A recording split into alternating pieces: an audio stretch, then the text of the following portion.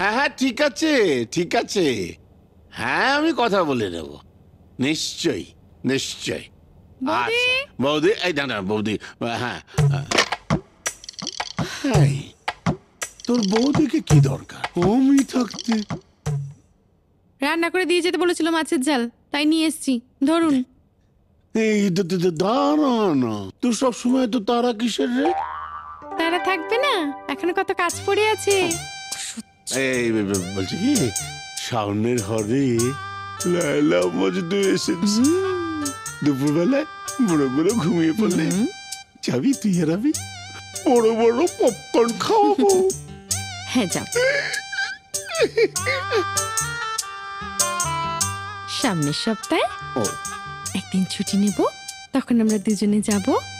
আর ওই সপ্তাহে না ওই ওই হলে শ্রী চৈতন্য মহাপ্রভু চলবে, দেখে আসবো ওখানে কেমন।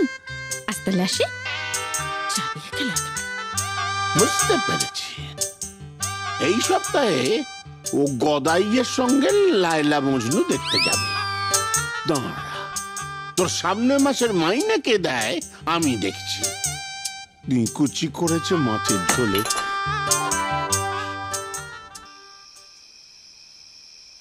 আজ একটা হেস্তনেস্ত করতেই হবে, সমস্ত জিনিস আমি ভেঙে ফেলবো।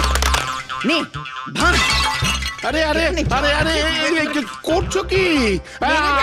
আমি এই বয়সে আমি মারা গেলে তোমাকে দিয়ে দিবে কে? মাসের 10 তারিখ হয়ে গেল, আমার টাকা কোথায়? টাকা কোথায়? শোনো, আমি বিধবা হয়ে থাকবো সেও আচ্ছা, কিন্তু তোমার সঙ্গে ঘর আমি করবো না। মাসের 10 তারিখ হয়ে গেল, এখনো টাকা এলো না। এসেছো তো এসেছো তো, আশ্চর্য। কজনের টাকা এখানে? 3 তারিখে 8 জন, 4 তারিখে 10 জন, আজকের 5 জন, বাকি 3 জনের টাকা কোথায়? তারা দিতে পারবে না। না না দেবে বলেছে, একটু দেরি হবে। শোনো, একটা কথা স্পষ্ট শুনে রাখো, ওই 3 জনের টাকা যতক্ষণ না তুমি আনতে পারবে, তোমার এ বাড়িতে থাকা খাওয়া বন্ধ। ওই নিচে বুড়োগুলোর সঙ্গে গিয়ে থাকো, কি যাও। ও মানে নিচের তলায়, মানে রাত্রির ঘুমটাও কি? ও আচ্ছা, ওই জবা তবে রে, আজ আমি লেগেই ফেলবো তোমার। এসো এসো, বসো। মা,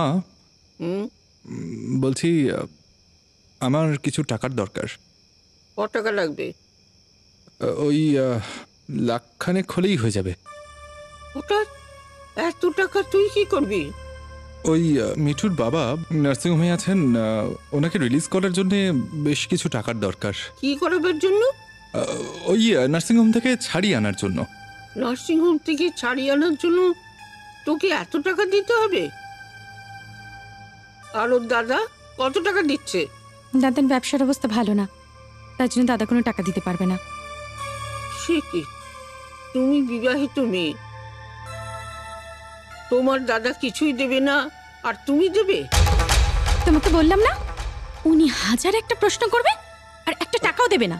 চলো ঘরে চলো। দাঁড়াও মিঠু, দাঁড়াও দাঁড়াও। মা, তোমার টাকাটা দিতে হলে দাও, আর তা না হলে। তোর বাবা সবকিছু ছেড়ে ছুড়ে দিয়ে চলে গেছে, এত টাকা আমি কোথায় পাবো? কেন? তোমার ওই বালা দুটো বেচে দিলে তো 1-1.5 লাখ টাকা চলেই আসবে।